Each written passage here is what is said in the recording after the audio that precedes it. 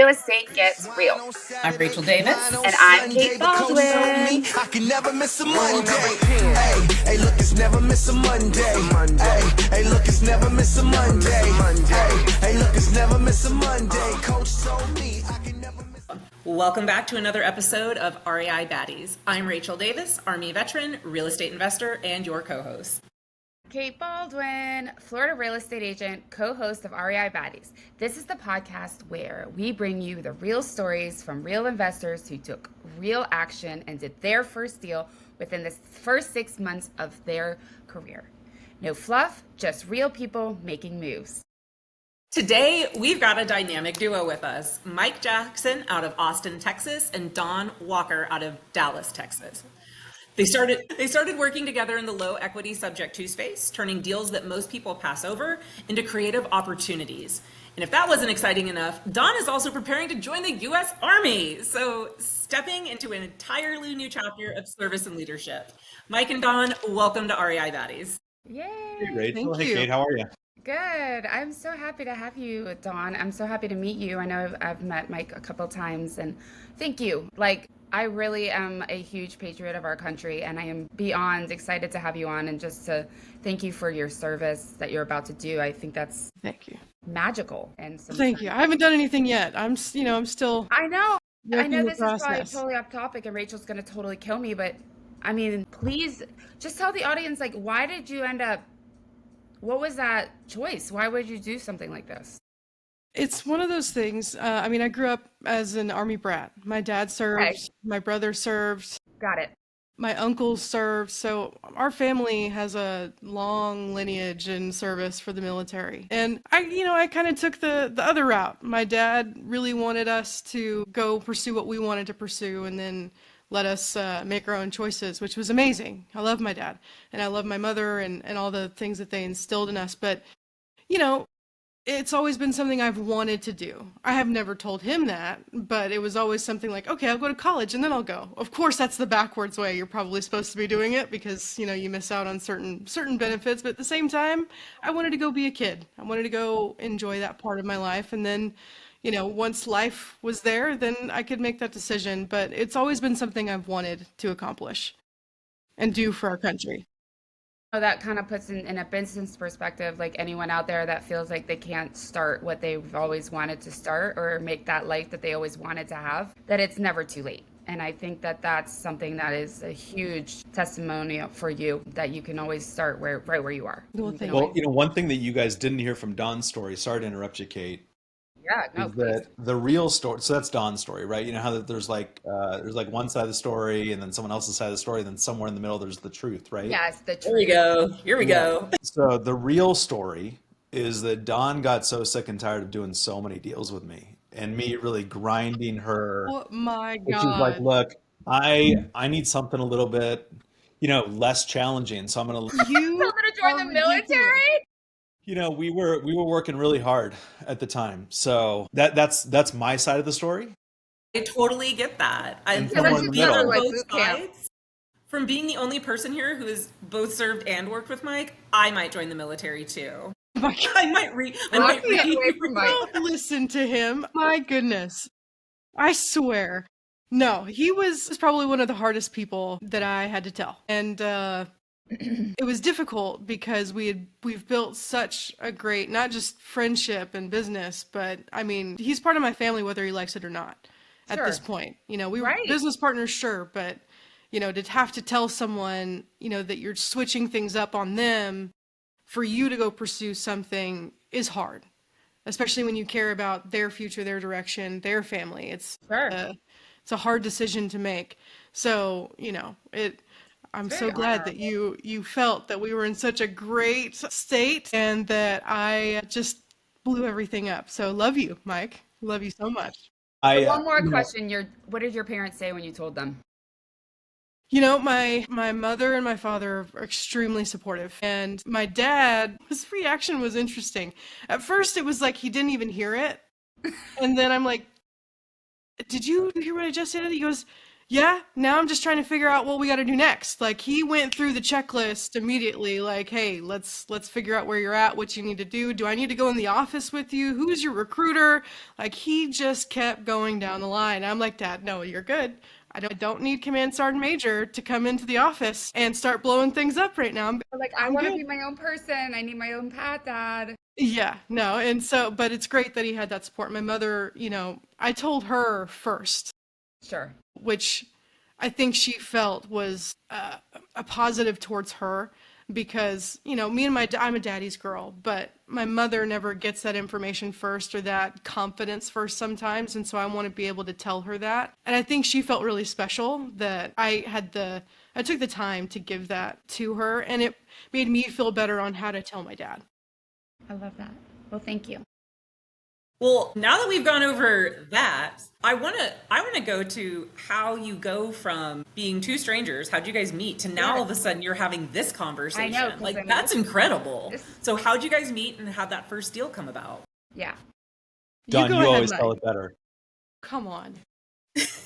Okay, he always does this. So, goodness. I mean, he joined SubTo before I did, and I came in, what is it, a year? Almost 6 months to a year later.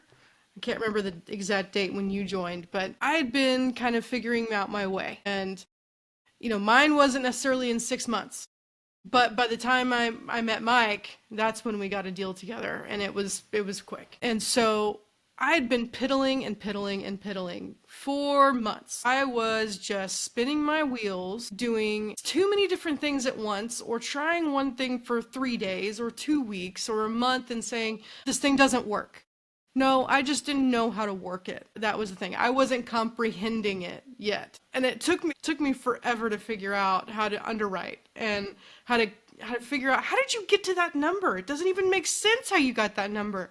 I'm like, where are you pulling out this much per square footage on a repair? Who told you that? The fix and flip fairy? I can't understand this. So I had a hard time with it. But eventually I met Carolyn Briley, Myron Briley, and we actually were here because I moved up to Dallas from Austin. I was originally in Austin, but I still didn't know Mike. And then I moved up to Dallas, and that's when I met Carolyn, and she'd help me, and she was a great regional leader, and so was Myron. And eventually this thing came around that Pace was doing, and it was called the Elephant Challenge. I was like, okay. He goes, but I need volunteers. I need volunteers from our SubTo community to help other people outside of this community to be able to get their first deal. Carolyn and Myron had pushed me like, hey, you should do this, because I was helping people inadvertently throughout, I don't know, a couple of weeks of things that I was learning and just saying, hey, here, do this, or hey, do this. I was making posts left and right. It was ridiculous. Sure. It didn't even make sense. But people were grabbing that and wanting to talk to me. And so I was just saying, hey, don't do this, do that. And by doing that, that's when they were like, hey, you need to jump into this. You need to say yes. And I'm like, I haven't done a deal. Why would I go lead when I haven't done something that people can follow yet? And that's when Carolyn just about smacked the crap out of me and said, you have done something, you just haven't done the thing you want. So you need to go and tell people how to get to the point that you're at. Lead the people behind you. I was like, fine. So eventually, the very first Elephant Challenge, we all get grouped together. At this time, it was regions. Was it region? Texas was its own region, right, Mike? Because it was so big. So that's where I met Mike. That's where I met Carolyn, Myron. Who else was in our group? I can't even. It fell off pretty quickly. It was a large group, but the Yeah. primary group, there were probably 3 or 4 of us. It was me, Dawn, Myron, Carolyn. Mm-hmm. And the interesting thing about this part that Dawn and I kind of, I don't know if it was a struggle or not, but it was so thrown together, and it was sort of like, hey, you guys go figure this out. And so it would really force Dawn, me, Myron, and Carolyn to get together and really piece this thing together. The Elephant Challenge. At least Texas's version of the Elephant Challenge. Because there was no standard at the time. This was the first Elephant Challenge, and we had to lead this big group of people in Texas. In Texas, there are so many SubTo people. I think we had like 300 people. And that was way back when, right? Now it's probably triple or quadruple that. There are hundreds of people in Texas who are SubTo members. And so, what I really found out, sorry to kind of grab the baton No, here, grab it Dawn. up. I realized really quickly that Dawn was a leader, as she mentioned. And even though she hadn't done a deal before, even though she was kind of newer to real estate, I'd been in real estate for a long time before that. I still have scars from the old days. But I knew that there was something special in Dawn. In fact, I remember exactly where it happened. I was in Chicago for work for some other not related work. And I remember walking down Michigan Ave, calling Dawn, going, Dawn, we need to be partners. Like, I don't care what you say, we're going to be partners. And she said, I haven't done a deal before. And I said, not a problem. Let's figure this out together. And we built something really, really special. So yeah, we met during the Elephant Challenge. I grabbed onto her, wouldn't let her go until just recently, and that was only because of our government took her. Damn Trump. But yeah, no, we formed a really, really great partnership. We did lots of fun, interesting deals, lots of terrible deals too, which are always fun to talk about. Yes. But most importantly, as she mentioned, she is, I'm going to be her best man at the wedding. So That's right. He's going to be the maid of honor, Mr. of honor, or whatever it is. Honey. You're the man of honor. I just am imagining Mike with a bouquet. That's all I'm imagining right now. He would rock it. What did you two do? Like, what did you do before this, Dawn? Like, why did you get into SubTo? Like, what interests you about SubTo, and how did you get here? Oh boy. So I was in fitness before real estate, and I worked for a really big gym, and Okay. I was a fitness manager. And it got to a point after COVID, things had changed within the organization, which, as they should, things happen. I just saw the writing on the wall a little bit, and I was like, I think it's about time. And I was slowly trying to figure out what I was going to do next. And I always wanted to be an entrepreneur of some sort, because my mother has always talked about, oh, I should start this business. Oh, I should start this business. But she never did it. And so I was going to help her do it. And I had this big dream of retiring them both, right? In a very quick, fast, short amount of time. Of course, that's how everybody thinks. They think it's going to happen within 6 months to a year. Yeah, no, not at all. But I wanted to do something like that. And so that's when I made probably the biggest mistake that I tell people today to not make, is I left my job completely. I completely quit my job and then went full-time in real estate. So it was like I'm holding my feet not just to the fire, but in the fire until I can't stand it anymore and I have to go, take care of myself. So I don't recommend doing that to anybody that's watching. If you can keep your job, it's a superhero or superpower that you can do that and do this at the same time. It is possible. People do it every single day. Don't pigeonhole yourself. But that's what I was doing, is fitness before this. Mike, what were you doing? I don't think I've ever... Mike was doing real estate? Were you doing real estate? I was, I've always been in real estate since I graduated college. That's right. I was working for a family business, still do. But yeah, I've done commercial real estate. I focused on selling apartment complexes in Los Angeles, which was different corporate type of real estate that does not fit me. If anyone knows me, I don't fit into the corporate world in any way. But yeah, I did a lot of interesting deals before I got into SubTo related to creative financing in any way. Getting into SubTo changed my brain structure, right? You start to think about things a little bit differently, maybe a little bit more open-minded about certain things. Very much so. So I got into SubTo with some experience, but definitely not creative finance experience. And he says that he latched on to me. No. I was stuck to him like glue. Like the second we were doing the Elephant Challenge, my only job was that I was moderating the Zoom and letting Carolyn and Mike and Myron talk the entire time. And so I'm like, these people are super smart. I need to figure out how to do a deal with someone like them because I have no idea what I'm doing. And so I actually attached myself to Mike. And when he called, I was trying to be like, oh yeah, I guess we could be partners. No, I was like, heck yeah, let's freaking do it. Because I'm like, why does this guy want to be partners with me, someone that hasn't done anything? And so I thought that was really special and really kind of him to want to offer all of his time. But in the background, I'm like, thank God. Because I didn't know what I was doing. That is actually something that we can really focus on within our community, is that even though you hadn't done a deal, right, you're still very valuable So everyone out watching this, and I think Anne said this yesterday very nicely, it's you don't need 100 deals going on at one time. And you don't need to look busy. I think in the world that we, social media, you always want to look busy. You're doing checks and da da da. Don't even look at all that stuff. Like right now, just focus on like you took what you were good at, right? So you knew your skills. So you took that. You're good at giving. You're a gift giver. So you like to give your knowledge. So you were doing that, and Caroline said, "Boop, you're working, you're doing it. Just stop. Like you're in it." And I love that how you speak. Like I've never done a deal, but yet here you go. You have one of the greatest guys in SubTo coming after you. So just how I look at that is that you just basically take the God-given gifts you have, your talent, something you acknowledge, your experiences, and then try to find your space within our community. And you nailed it, girl. That's pretty inspiring. One thing that Dawn didn't say, by the way, I'm sure she was getting there. I'm not joking around here, Rachel, just so you know. I'll do that. I'll Hard do to that tell later with sometimes, Dawn. isn't it, Rachel? You just never know what's going to happen next. I never know what's going to come out of his mouth. Always keep you on your toes. So, Dawn and I, we started, I'm trying to get the dates right, but I think this was like May, June, July of like 2022.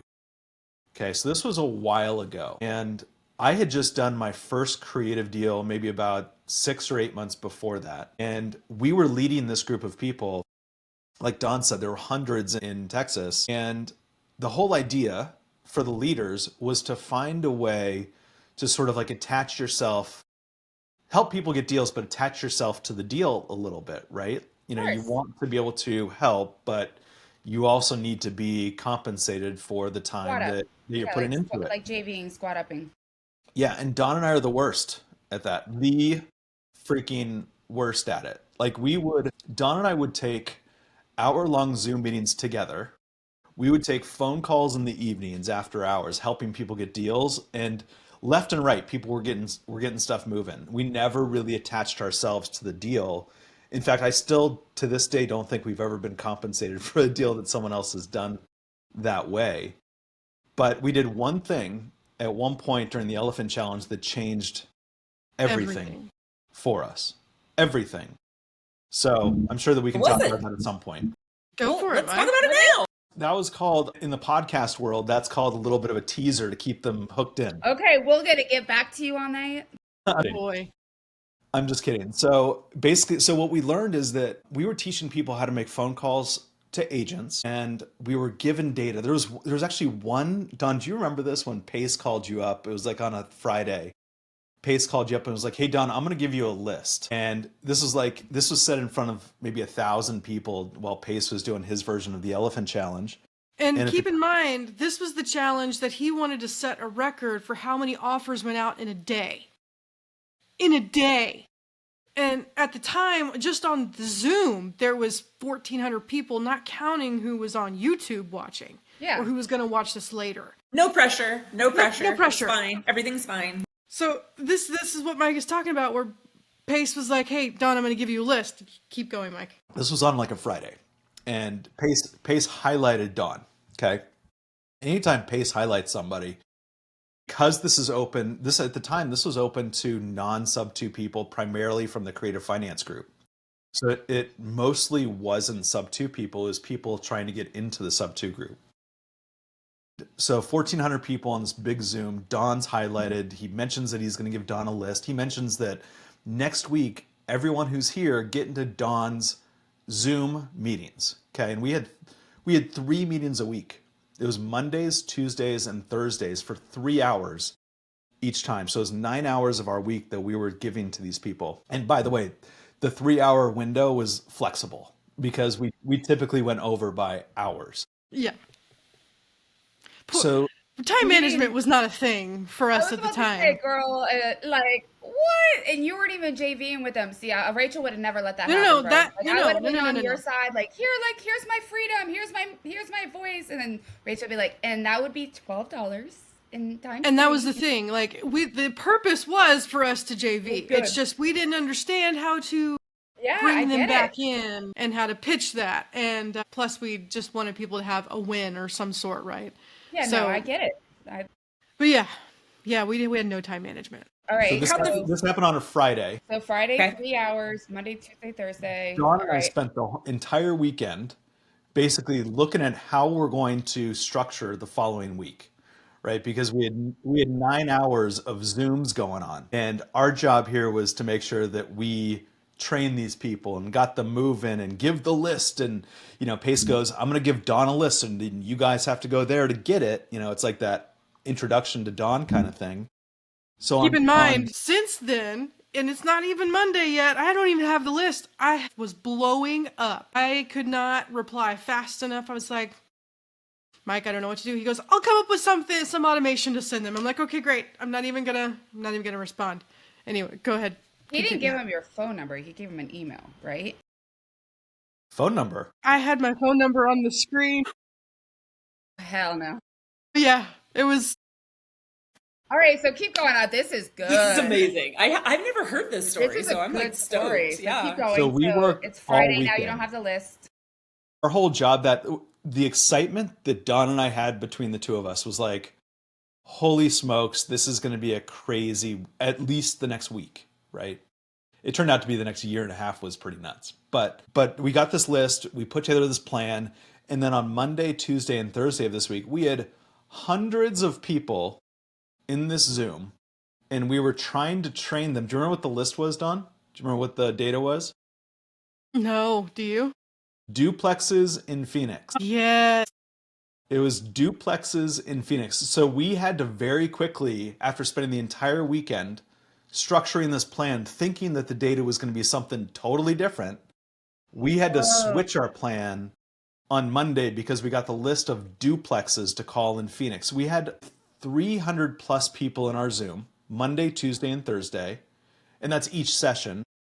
And on the list, I think there were about 400 total properties or 800 total properties. So it was like, how do we... So you divide the list up with people, and give them out? Is that what he wanted you to do? You would think that's what we should have done, right? That's not what we did. We just gave the list. We gave the list. We gave the Don't list let those away. poor people down the Real other end quick. of the list. Real quick, Dawn, this is the army. What you just dealt with, that chaos, get used to it. Yeah. So keep going. I want to know more of this story. So what was kind of funny about that is when we got the list, Don and I had this moment of like, no, what are we now going to do? And if I'm recalling correctly, Don, we reverted back to our original plan and just basically gave away the list and said, hey guys, on your free time, call the list, but we're going to continue on with this path. It was Am I more remembering of, that hey, correctly? I know that you guys want this list from Pace, so here's the list. We tried our best to play it out, but we also wanted to add more value and do the plan that we wanted to do anyways. And so we gave them the list that we wanted to give them. So that way it kind of smoothed things over. But the stories we were getting all week was, man, I was calling these agents and they didn't even give me a second to breathe or say a word, and they just went off on me. I'm like, yeah, I bet they did. They got 400 people calling them in one day. So every day. So yeah, that's kind of on us. My bad. So, but what we did instead, this is really the big switch that we made, is that nobody else at the time, no other leader was giving away a list of data. And so Don and I's idea was, hey, we're going to get a list from Pace. It's going to be this type of data.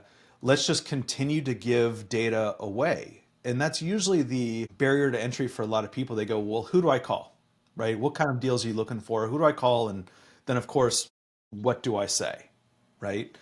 And so our job was to teach them what to say. Don and I would make phone calls live. But basically what their job was, that we used to call them baby elephants affectionately, their job was to call the list of leads, generate some interest, and then Don and I would get on the phone and we would, quote unquote, close the deal.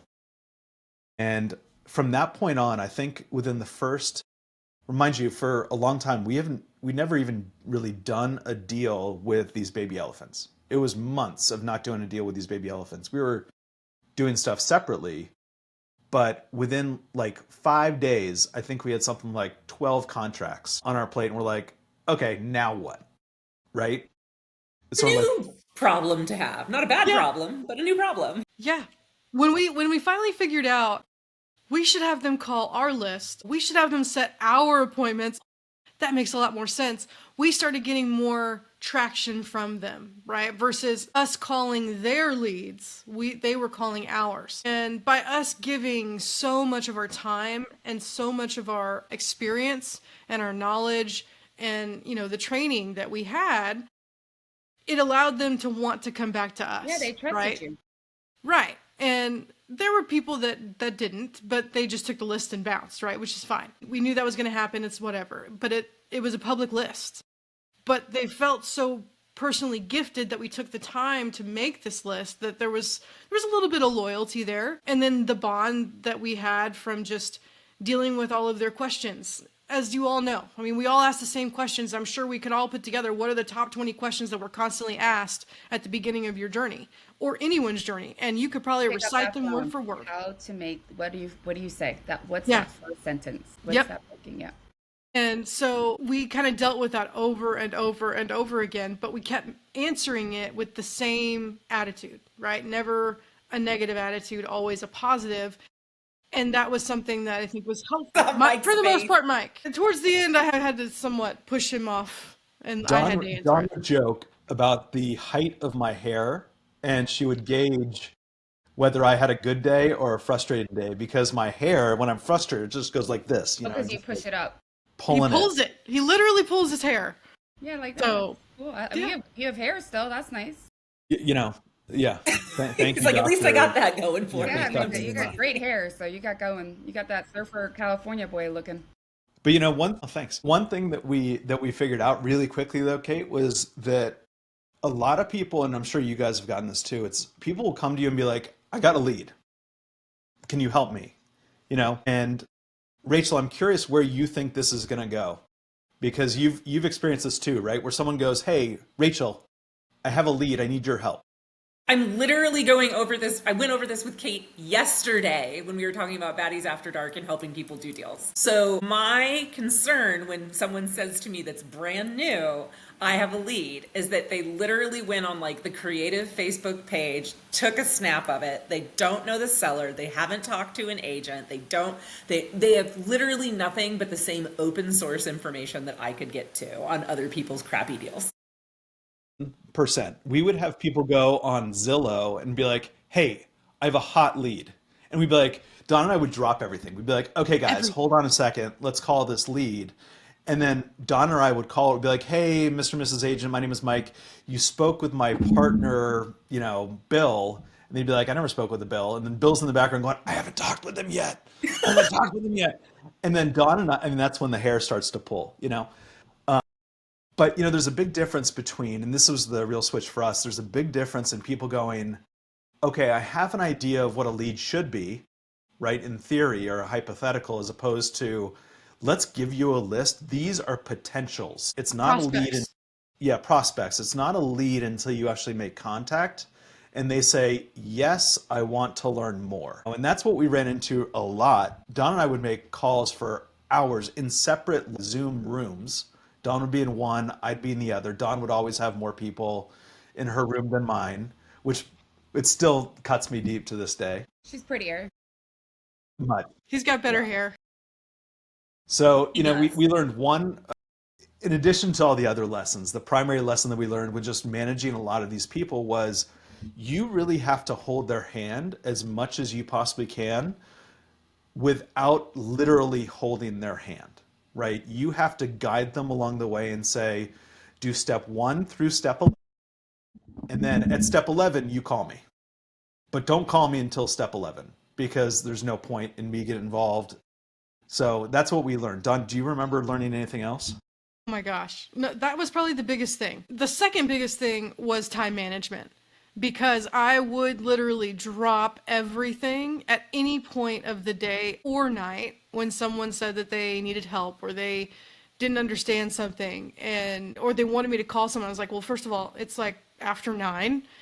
I am not going to call an agent. That would not serve me. It definitely would not serve them or you. So let's just not. We can just wait until the morning. But that was probably the biggest one for me, besides making sure everyone, we delegated what to do to them first. Then once they reached a small threshold, just a small threshold of what we were asking them to do before they came to us with certain information, I feel like that's fair.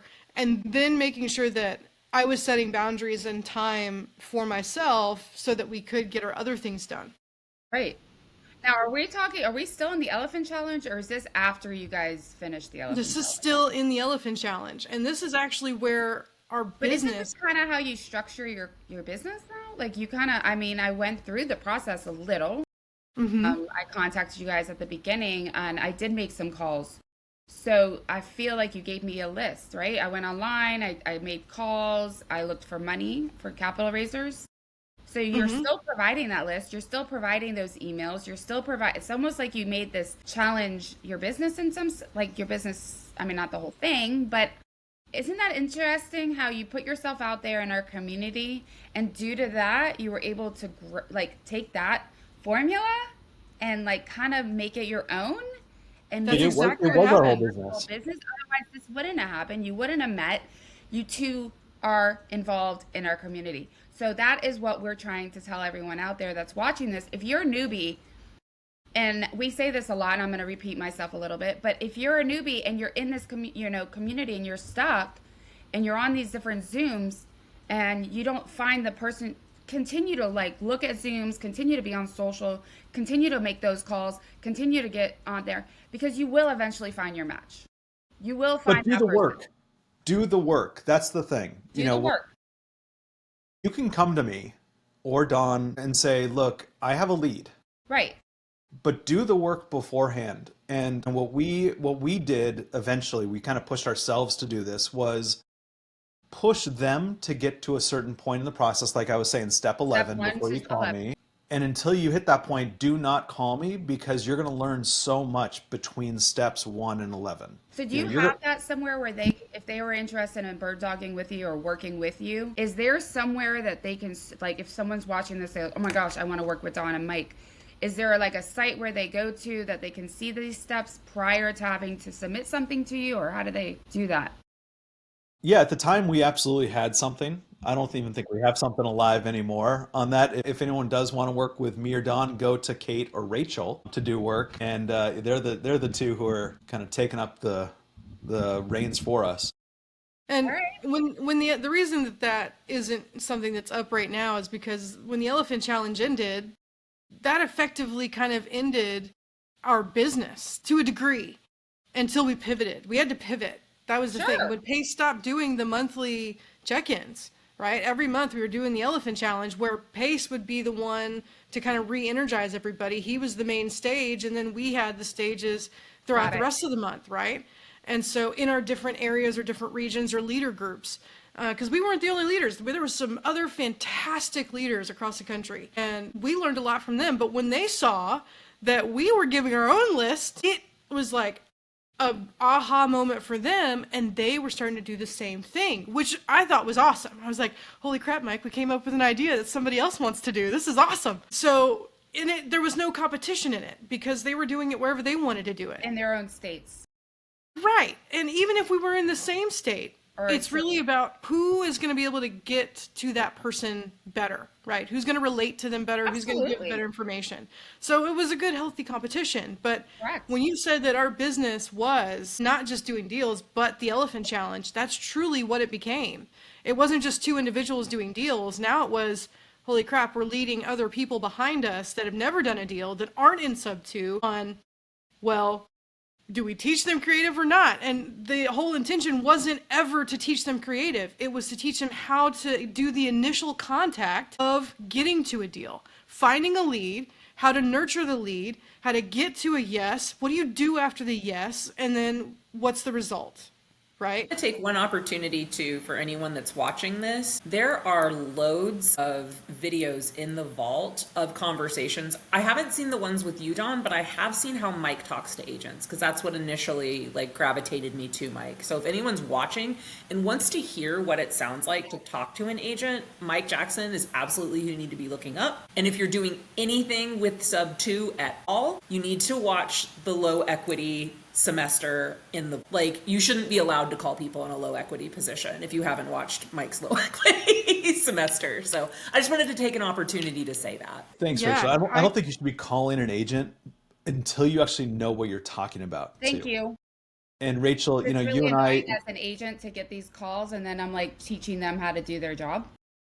100%. But here's the thing, Kate, is that you are the anomaly in the real estate agency world because you do know creative Sure, finance, and I right? didn't know it a year ago, so I agree. It's very Correct. annoying.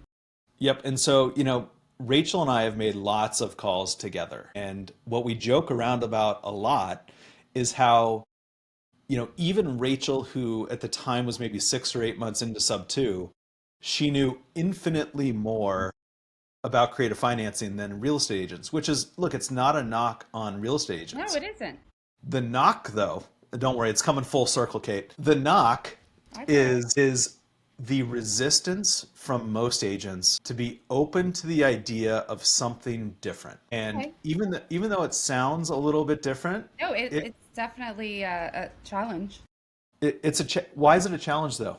But I'm going to tell you what I'm doing to make that. I don't live in the problem. I live in the solution. So right now I'm working with Justin from Deal Sauce to do a whole series on how to talk to an agent, and also how I'm going to personally educate agents, so agent to agent, on how to use creative finance to grow your business as a realtor. And that's a We're great gonna do a angle. whole series on that. So you're right. I mean, but the reality is we're not taught it. And I know Pace likes to make fun of us and da da da da da da.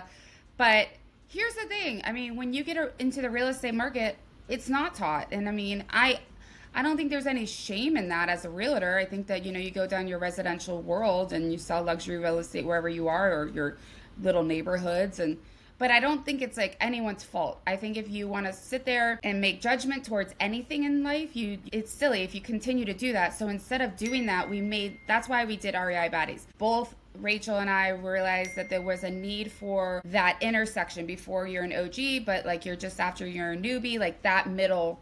So now we've figured out, like, okay, there is that space where agents need to be taught. So instead of sitting there saying agents are ridiculous and idiots, which is, ultimately what Pace will call them. And I love you, Pace, but you do. And I do, I make fun of him. So it's not like, it's all about fun, but he does call me a unicorn. So I am a unicorn agent. And I saw a problem. So I'm like, you know what? It's easy. It's an easy fix. I can, show other agents from an agent's perspective how beneficial this is going to be for you and your client, in your business in general, especially in the market, the way the market is right now. I mean, shoot, I have clients who are losing $250,000 on a house right now. They bought it. I mean, it's sick, but creative finance could have easily gotten him more money, but Rachel, what do you think of agents who are either resistant to SubTo? I'm curious. I think so. I mean, I had to go through the 7 stages of grief or whatever to handle agents. And I stayed in anger a really long time. It's like the 7 circles of hell. oh my God, It's like it cracked me Dante's up. circles And of I never hell. want to, I love it. I think what's been really helpful is I had a mindset shift of my own, of realizing Kate and I didn't know what creative finance was a year ago ourselves, and had someone called me about it, I would have come at a scarcity kind of mindset, right? Like, this is new, this is scary. Because the reality is, for most people, they're going to tell you, when I hear an agent say, I've been doing this for 15 years, the first thought that just comes into my mind is you've done the same year 15 times. And there's a big difference. I actually prefer talking to younger agents and agents because so many do 2 different jobs. I like talking to them because they're hustlers, they're willing to learn. And a lot of times they're doing this as a side business. So they have more. They're not like, I am retail, that is my brand. They're like, I'm trying to make payments. Mm-hmm. So they often are a little more open. I love you anyway, Kate, because you are a unicorn agent. But yes, I stayed angry at your kind for a long time. Well, and I think that, what I'm going to do is definitely change that and try. I'm not going to change that, but I think what I really tried to drill into Rachel at the beginning is, and we've changed the way that we do our LOIs now because of the way I said, you need to talk to them this way. Like generically sending them an LOI, I would be like, I wouldn't even know what an LOI was a year ago. Okay. And you're randomly sending me this offer. Like no one does that. Like that's not the world I live in particular. So usually I show the house and like, it's residential. We went at it a little different. Rachel and I, we started doing it like showing that I am an agent. Here's my number. I am a Florida agent. I work for Berkshire Hathaway. Here's my license number. Rachel's a vet. Like we made it more personalized so that they can kind of relate to humans. Not we're just like. We also put on the letterhead REI Baddies, so that way we come off like, I know you're not as big of a fan of it, but to me it comes off less like, I'm an investor. Because that's what everyone's doing. I'm an investor. It's just finding your own niche to try to get in front of those folks, right? So, and 100%. I think by also providing a little bit of education to the agent prior to talking to them. Hey, I just sent you an email. It's all about, my company, what I'm doing, how I do it, why it works, and how it benefits you. How about we set up a call tomorrow because I saw a house that you liked. Okay. And I would have no problem reading that if someone sent that to me, Listen, I work in a luxury market. You don't think all the people I sell houses to do creative financing or seller financing on their big businesses? I mean, they're buying houses for $4 million cash. So you don't think that they understand, like my clients understand it? Why can't my agents understand it? When I went to do this, and this is talking about agents, well, you got to try find some title companies that will actually do the closings. And I'm not going to call any names out because these are I'm born and raised in Key West, very, very good friends of mine who are my attorneys. And I've been doing tons of deals in the Keys, and they were like, stay away. Don't do SubTo. I mean, flat out, don't do it. It's illegal. It's not right. And I'm like, these are the Florida bar, like on the board of Florida realtors. Like, so here's the thing, educating people instead of getting frustrated with people is the only way to change their perspective. So even if you don't change their perspective, that's the point. Sorry to cut you off. That's something that cut me off because I will talk. Because I think that's something that Mike does really well when he's on phone calls, is that he's not looking to change their mind. He's just looking to add a different perspective, not to change it, but just to say, hey, you have this information. Let me provide you this information and places to go verify it. Then let's see if you're open to a conversation. And I think that's where most investors get it wrong, is they're trying so hard to change the agent's mind and beat it into them versus, have you thought about this option? And if you have thought about this option, do you have any questions? Do you have questions? How do you feel about it? And why do you feel that way? Maybe I can add something that might help you have a different perspective on it. Then we can figure out a solution later if it works and if it doesn't. Thank you. But that was what Mike's superhero really truly was, is that no matter how much they poke the bear, and he would poke back, but he still left a level head enough to be able to explain to them and want to explain the information so that it would help their client, which would ultimately help the agent. Well, and I'll be honest, that's how Rachel and I met. And I think Rachel was influenced by Mike. Because I saw 100%. Rachel talk to an agent and I said, I called Justin T from Deal Sauce. She was on live. And I said, I need to know that girl. Like seriously, that moment it was live. And then I come to find out they worked together. And I said, you know what? Who taught you all that yummy stuff that just came out of your mouth? And then it's like, Michael, I was like, MJ, daughter. MJ, and I thought, oh my God, I need to be around these people. And that's, again, that's just putting yourself in the right rooms. But go ahead. Kate, the idea here, Kate, is I think we're not going to, like Don said, and we've all said, we're not going to change minds, right? Our job isn't to change minds. Our job is to find an open mind, basically, and then educate them along the way. My favorite question, Don and Rachel, you guys have both heard me say this a lot. This is Mike poking a little bit. And Rachel, I think that you've picked up on this a little bit too, is, when they say, oh, no, we're good, we're fine, the sellers don't want to do something like that. Our response is, oh, it sounds like you've done a lot of these types of transactions. No, I've never done one. Interesting. Well, interesting. Tell me more, And, again, like I said, we're just trying to find the open mind, see who we can have a conversation with. We're always just providing an option. And Rachel, you do this really well. When we're calling on the first, second, third day of a listing, you say, typically we won't have a conversation until day 30 or day 45. You typically won't want to talk to me until then, but just to let you know, this is what I do, and this is what's going to happen in the next couple weeks when people start to send you these generic LOIs, for example. So just FYI, this is what you can expect. Again, our job is just to educate and give them an option if they ever come back. That's how Don and I always did deals, was people coming back to us going, look, we're going to do another price drop. We can't afford to do another price drop. Tell me more about your option. And we'd explain it to them and say, look, it's not for everybody. It might be for your client. Let me explain to you why you shouldn't do it first, and then why you should do it. And then let them It make the decision benefits that's best for you too. them. As an agent, you still get paid. Mm-hmm. You know, I mean, Listing that would have that's like expired. ultimately their fear is like, wait, I just spent all this. I want my 3%. I don't think we've ever done a deal, Kate, where the agent isn't paid more than us. Yeah. Right. Very They're true. always paid more than us. Yeah. That was So always how they were structured. Mm-hmm. that's kind of how our business ended up where it was, is that at the beginning it was just me and Mike, right? And that was awesome because I was learning a lot, but I could tell it wasn't quite serving him. And so when the Elephant Challenge came around and we were doing this, it was just like, oh, this is the aha moment. This is what we need. Let's lean into this a little bit more. Let's try to put more effort into it. And at first he goes, I don't know if I want to, how we're going to do this. Like, I want to help people, but how are we going to do this so that we have time and we can work on our business and help these people?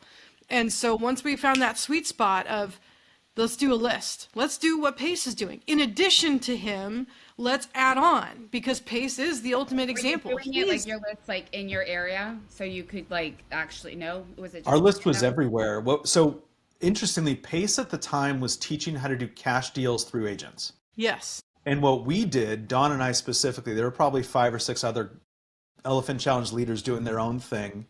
Don and I said, let's pull a list of low equity on market and let's give that away. Let's give it away every week. And we're going to make phone calls together. We're going to learn how to do this together.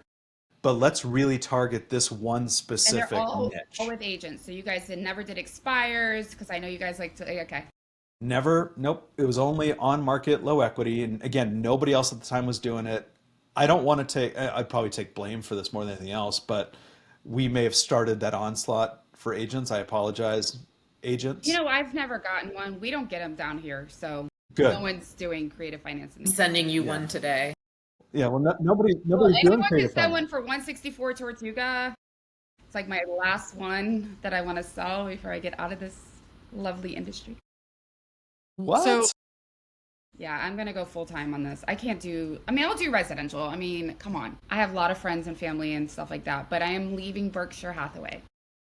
And I am moving to a smaller, it's Announcement. just because it's conflict of interest. But my broker already knows, so if he sees this, he is very happy for me. no. I mean, I've been there 6 years, so it's bittersweet. I was like top 3% of all Berkshire Hathaways in our country, and it's been an amazing ride, but I feel like this is where I should be. So, Good for you. Congratulations.